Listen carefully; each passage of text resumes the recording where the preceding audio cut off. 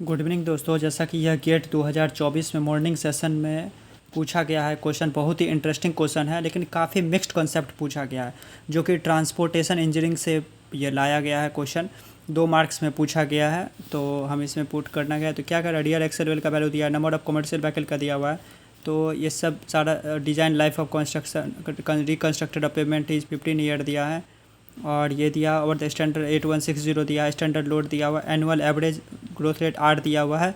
तो ये सब हो गया। उसके बाद cumulative standard MSA for the payment design. तो पहले तो हम फार्मूला जानते हैं, तो उसके लिए फार्मूला क्या होता है, तो 365 ADF 1 प्लस आर का पावर R/100 का पावर n -1 और क्या बोलते हैं डिवाइडेड बाय आर का परसेंटेज, यही होता है फार्मूला।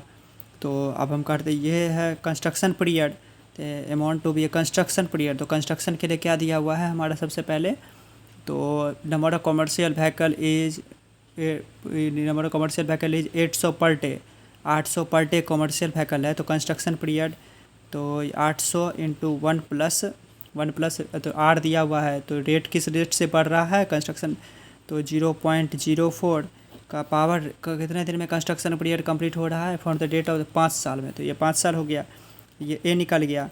तो डी हमारा क्या बोलते हैं, लैंड डी जो है हमारा यहाँ पे एक लैंड डिस्ट्रीब्यूशन फैक्टर और एक है इक्विवेलेंट व्हील फैक्टर है। तो व्हीकल डिस्ट्रीब्यूशन फैक्टर हो गया। तो व्हीकल डिस्ट्रीब्यूशन फैक्टर हम निकालेंगे, तो व्हीकल डैमेज फैक्टर निकालेंगे, तो हम व्हीकल L0/LS का पावर 4 होता है।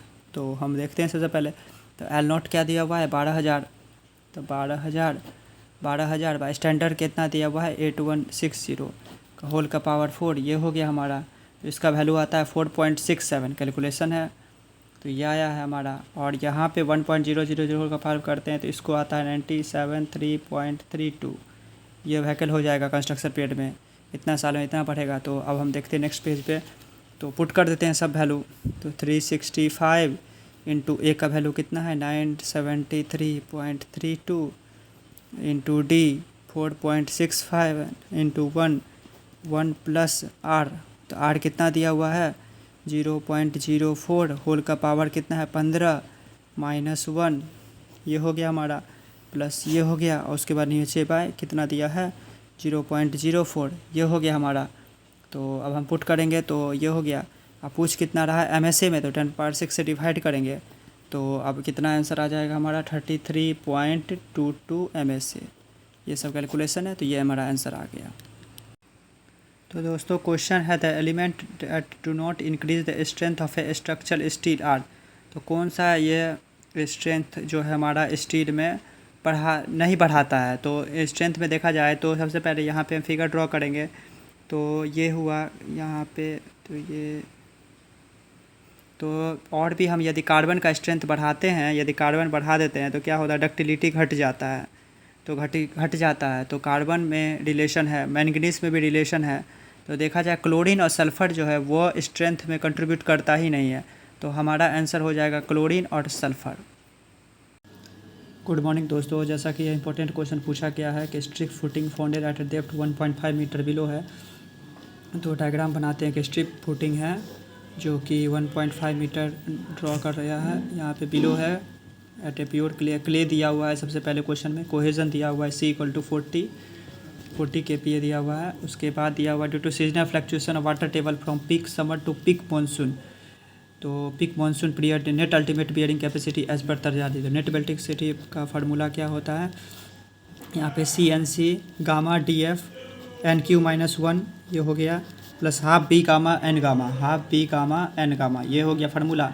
तो हम जानते हैं कि क्ले के केस में क्या होता है, तो NC हो गया हमारा 5.7 और क्या हो गया NQ हो गया 1 और B गामा N गामा हो गया हमारा 0। तो ऐसे पुट करेंगे तो हो जाएगा ये भी 0, ये भी 0, तो CNC तो QNU = CNC। तो नेट अल्टी क्या पूछा है, तो क्वेश्चन में था कि नेट अल्टी बियरिंग कैपेसिटी ये हो गया। तो डज नॉट अफेक्ट नहीं पड़ेगा इस सीजनल टेम्परेचर की वजह से, डज नॉट अफेक्ट। तो कौन सा ऑप्शन सही हो जाएगा हमारा, C ऑप्शन रिमेन सेम हो जाएगा। तो net ultimate bearing capacity as per Terzaghi remain same हो जाएगा, तो C ऑप्शन हमारा करेक्ट हो जाएगा। तो दोस्तों यह एस्टिमेशन से क्वेश्चन पूछा गया है डेट 2025। तो ये एस्टिमेशन से क्वेश्चन पूछा गया है। तो पहला पी है the client preliminary estimate is used for budgeting cost toward the end of a planning and design phase. तो यह जो है प्लानिंग एंड डिजाइन फेज के लिए फील्ड में स्टेट किया जाता है। बिल्कुल सही है हमारा। तो ये बिल्कुल सही है। और क्यों देखा जाए तो client detail estimate use for execution of project. तो एक्सक्यूशन जो डिटेल प्रोजेक्ट किया जाता है, जब प्रोजेक्ट काम चल रहा तो एक्सक्यूशन ही कहते हैं। Both P and Q R true. तो ये ऑप्शन हमारा सही हो जाएगा, बी ऑप्शन ही जाएगा करेक्ट ऑप्शन।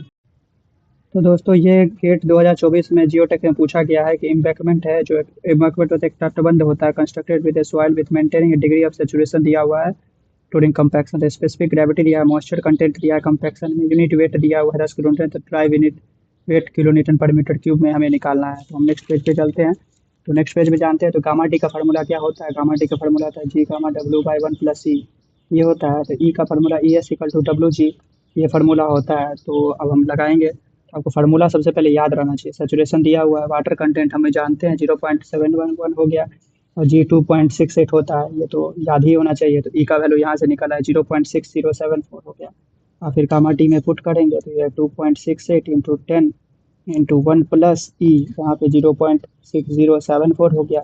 यहाँ पे गामा डी निकल के आ जाएगा हमारा 16.672 किलो न्यूटन पर मीटर। दोस्तों ये एक क्वेश्चन जियोटेक में आया हुआ है। तो यह क्वेश्चन आया हुआ है, तो हम क्वेश्चन को डिक्टेट करते थे। वर्टिकल स्मूथ रिजिड रिटेनिंग वाले supported by horizontal ground with a dry coherence backfill having a friction angle 30 degree, the inclination of fluid angle with respect to major principal plane for एंकाइन active and passive earth pressure condition are respectively. तो कौन सा होगा हमारा इसमें से option निम्नलिखित option में से कौन सा सही ऑप्शन होगा। तो हम डायग्राम ड्रॉ करते हैं तो आपको समझ आएगा कि for Rankine Rankine active pressure के लिए क्या होता है। तो ये हो गया, यह सिग्मा वर्टिकल, ये हो गया, ये मेजर प्लेन होता है, यह मेजर होता है, ये ऐसे हो गया प्लेन, ये फाइव हो गया यहाँ के साथ मेजर के साथ बनाता है। और ये हो गया माइनर, हो गया minor principal axis sigma horizontal. तो माइनर प्रिंसिपल एक्सिस ये हो गया, ये हो गया मेजर प्रिंसिपल एक्सिस हो गया। तो 5 का क्या होता है फार्मूला, 5 का 45 + 5/2 ये होता है रैंकाइन एक्टिव। तो ये हो गया 45 + 30/2, तो 60 डिग्री के लिए हो गया। फिर उसके बाद हम यदि पैसिव प्रेशर के लिए करते हैं फॉर रैंकाइन पैसिव प्रेशर की बात किया जाए, जस्ट अपोजिट हो जाता है एक्टिव का। तो ये था, ये सिग्मा वर्टिकल था, तो सिग्मा वर्टिकल का सिग्मा वर्टिकल, ये सिग्मा हॉरिजॉन्टल था। ये तो मेजर था, तो वो रैंकाइन पैसिव में ये माइनर हो जाएगा, तो ये हो जाएगा मेजर। तो ये हो गया, तो वहाँ पे वर्टिकल के साथ 40, ये हॉरिजॉन्टल के साथ हो जाएगा 5, बस उसका जस्ट अपोजिट है, आपको याद रखना है। तो 5 = 45 + 5/2, तो 45 + 30/2 = 60 डिग्री।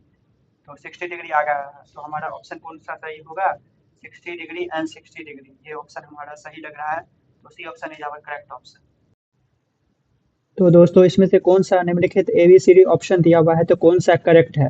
तो ऑप्शन सबसे पहले हम देखते हैं, soil potential of the soil decreases with increase in shrinkage limit. तो हम जानते हैं सबसे पहले कि लोअर श्रिंकेज लिमिट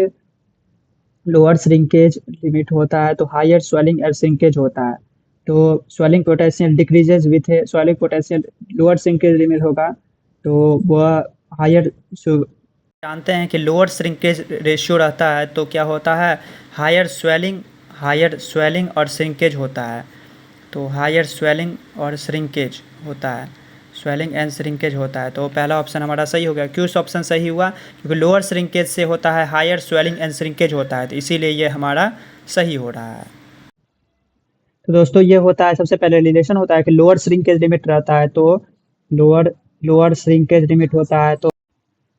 तो दोस्तों पहला तो ऑप्शन सही हो गया, दूसरा ऑप्शन गलत है। तीसरा में overburden correction is applied before the dilatancy correction, तो तीसरा ऑप्शन गलत हो गया। Both looser and dense and with different point ratio can similar, तो ये हो गया, ये ग्राफ होता है, ये शियर स्ट्रेन है, यह शियर स्ट्रेन, और ये हो गया हमारा इनिशियल पॉइंट रेशियो। तो E plus delta change in E plus delta A, तो यहाँ पे लूज सैंड होता है, यहाँ पे लूज सैंड के लिए ये हो गया, डेंस सैंड के लिए ये हो गया।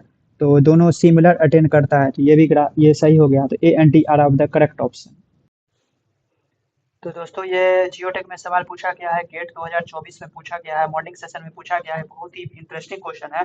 The total primary concentration Sc of a building constructed on a 10 meter thick है, सैचुरेटेड क्ले लेयर दिया हुआ है, estimated to be 50 mm। After 300 दिनों के बाद बिल्डिंग प्राइमरी कंसंट्रेशन रिपोर्टेड है, 300 दिन के बाद 10 mm सेटलमेंट हो गया है। द एडिशनल टाइम, और कितना टाइम चाहिए, 50 degree, 50% of the secondary SC will be. अब कितना चाहिए, तो हम जानते हैं कि यू बराबर क्या होता है, डिग्री ऑफ कॉन्स्टेंट, यू बराबर delta H by H into 100, ये फार्मूला होता है। यू बराबर यहाँ पे छोटा सा, तो यहाँ पे क्या दिया हुआ है, एस्टिमेटेड टू बी 50 mm। तो यहाँ पे 50 यहाँ पे दिया हुआ है।